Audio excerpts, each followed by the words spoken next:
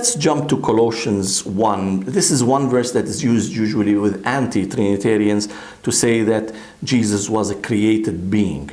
Let's see how he puts it. I'll read Colossians 1, 15 and 16. He says, "He is the divine portrait, the true likeness of the invisible God, and the firstborn heir of all creation." The firstborn heir of all creation. Well, yeah, that can be good. That can mean, because usually it is said, he is the firstborn of all creation, but the firstborn in the sense of superiority, not as part of the creation, rather he is superior.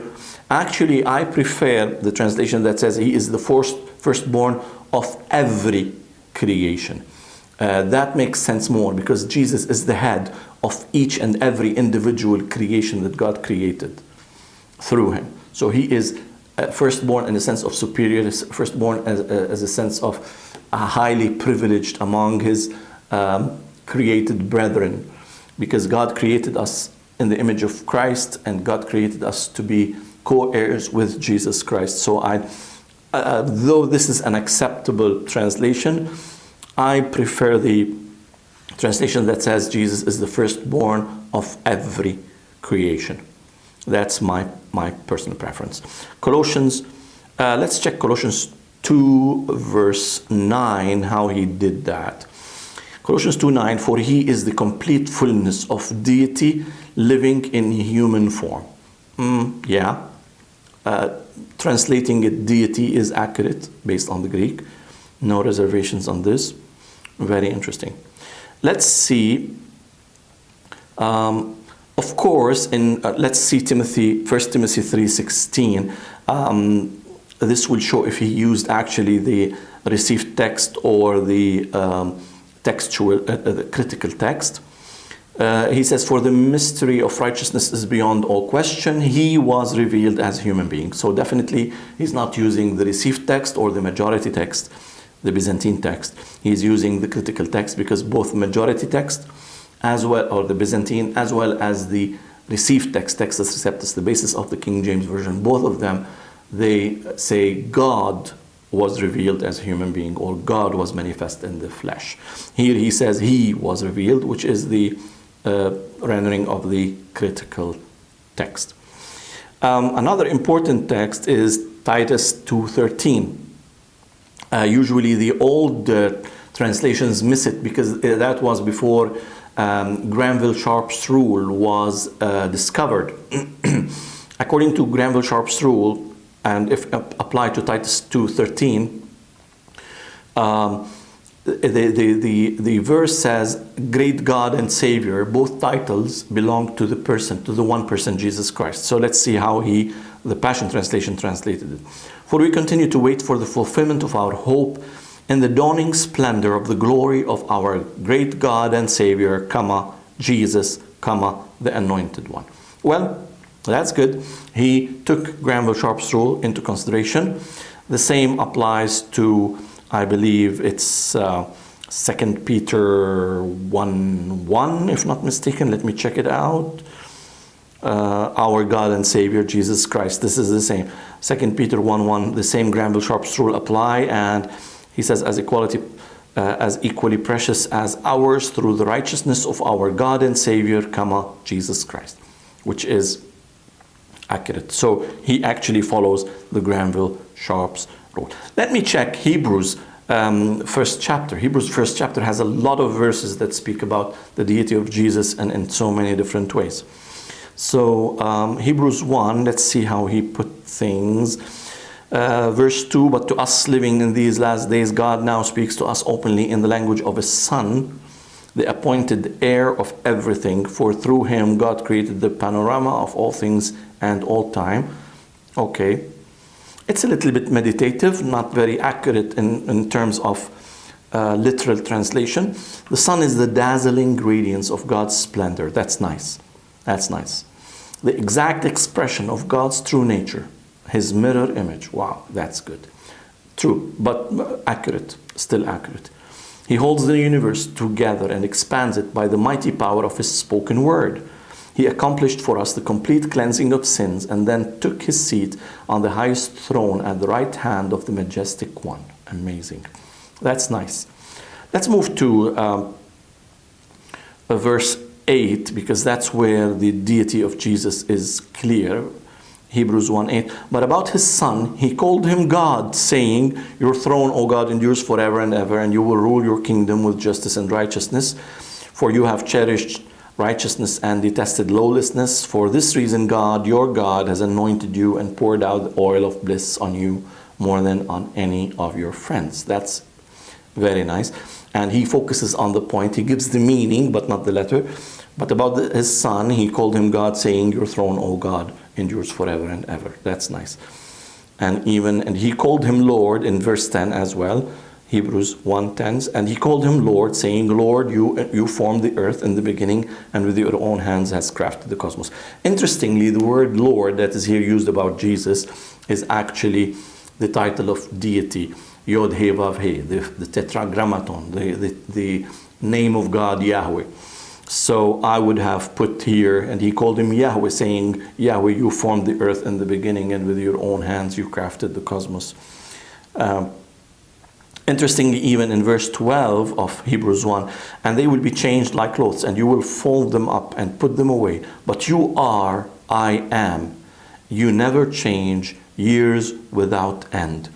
Interesting. He's calling Jesus the I am, putting it between brackets, which is a reflection of the deity of Jesus Christ in this verse. And it is a reflection of the spirit of the text as well. So I see it impressive and very interesting. One more verse that I missed is, since he is using the critical text and not the received text, let me check how he put John 1:18. John 1:18, no one ever before gazed upon the full splendor of God except his uniquely beloved Son, who is cherished by the Father and held close to his heart. Now that he has come to us, he has unfolded the full expression of who God truly is. A little bit weird, because this is in other translations. It says, no one has ever seen God, the only begotten God, or the one and only God. It depends on which translation you're using. This is for the critical text, translations that are not based on the King James Greek text.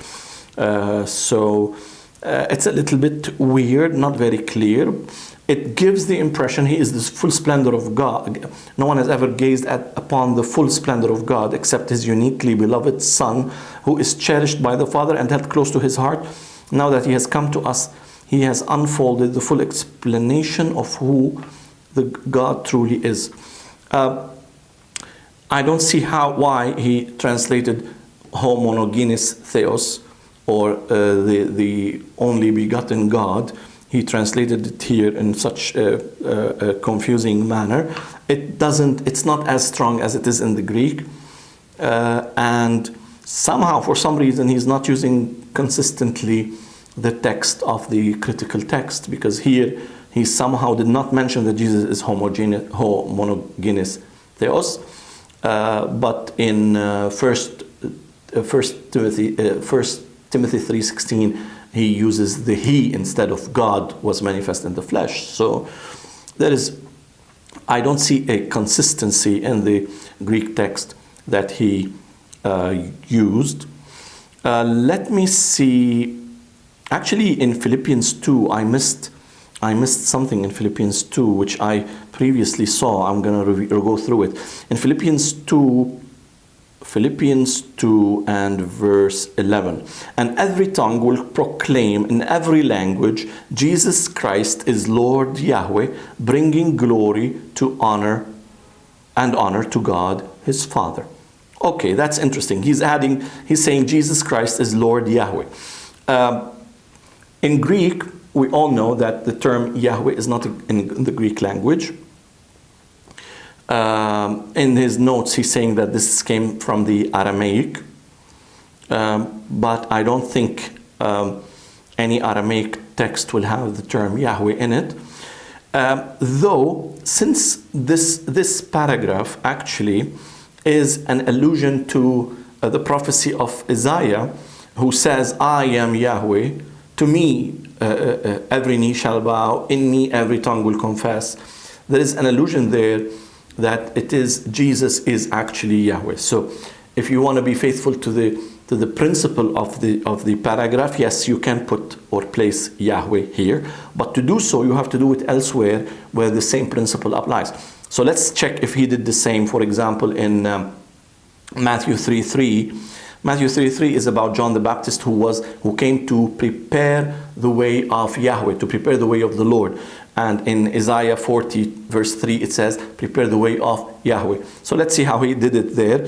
Isaiah was referring to John. This is Matthew 3:3. Isaiah was referring to John when he prophesied, a thunderous voice, one will be crying out in the wilderness, prepare yourself for the Lord's coming, and level a straight path inside your hearts for him. Actually, I don't see any consistency in this. He used it in Philippians 2, but he didn't in Matthew 3. Let's see if he did the same in Romans 10, because in Romans 10 there is another place where the Lord Yahweh is mentioned, is quoted from the Old Testament about Jesus in the New Testament. Let's see. Everyone who calls on the Lord's name will experience new life.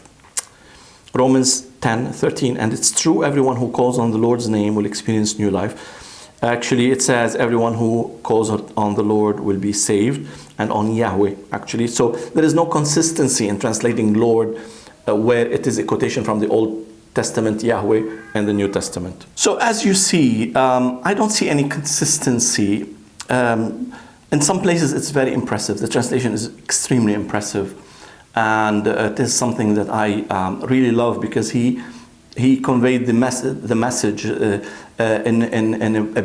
not in a literal way, but in a very profound and interesting way. But he missed it in other verses, like in Acts 20:28, he missed it. In Philippians 2:6, he missed it. No consistency in transferring, for example, the Yahweh in the Old Testament into Yahweh in the New Testament. There is no consistency. Sometimes he says Lord Yahweh, and other times just Lord. So it's an interesting translation. I loved it in so many places, but still it is lacking. It lacks consistency. And of course I appreciate it. I'm gonna continue going through this translation. The most important element for me is being honest in conveying the message intended by the writer, rather than denominational bias or putting your own theological views into the text of the Bible.